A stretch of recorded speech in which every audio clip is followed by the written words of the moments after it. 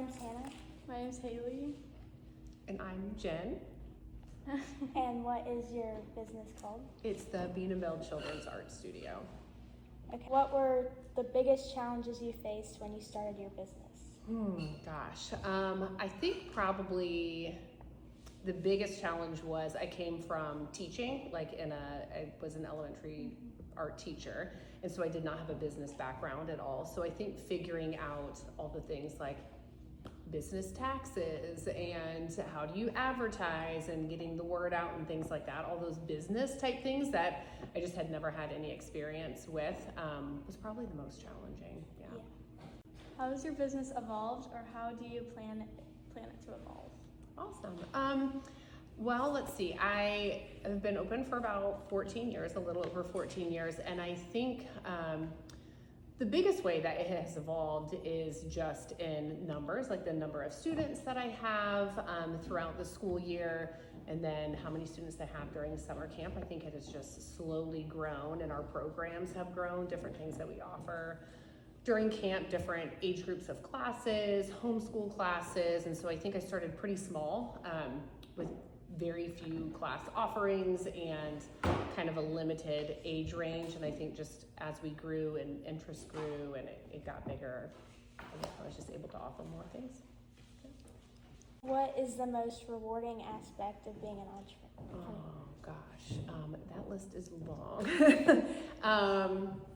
Flexibility is really great. I have a family, so I have 2 daughters and a husband, and I'm able to take time off when I want to take time off. I can teach whatever I want. I love teaching art, and it was a challenge to have to kind of stick to a curriculum when I was in school, so I love being able to just teach whatever I want. So those are probably the 2 biggest, but yeah, it's a pretty long list, but I will not go on. What advice would you give to aspiring entrepreneurs? Oh gosh, I love this question, actually. I get this question a lot. There's a lot of people who I think want to start businesses. I would say just go for it. Like, it is very, very scary.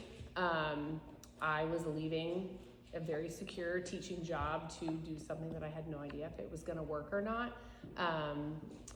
And I think a lot of times people can get caught up in the stuff that they don't know, like the little details, like I said, like the business part that maybe you don't know, or these little things that you don't know, but there's a lot of information out there, and there's a lot of people out there willing to help. And so I think I would just say taking that first step and just being willing to just be brave and try it. And if it doesn't work, like, you can always try something else, or you can change it or fix it. But I think just being brave and just being willing to start it is probably the biggest.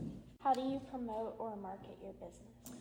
I'm actually really terrible at that. It's probably my worst, it's the hardest thing for me. Honestly, for me, a lot of it is word of mouth, because I am providing a service for children. Parents chat a lot with themselves, so word of mouth between moms and dads and in neighborhoods and families and things like that is huge for me. But then I'm also on social media a ton. I'm actually not a ton. Again, that's the part that I'm really bad at, but I'm on Facebook and Instagram.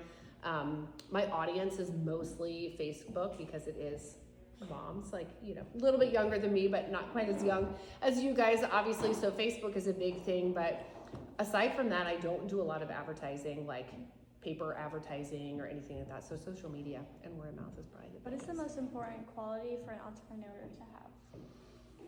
Gosh,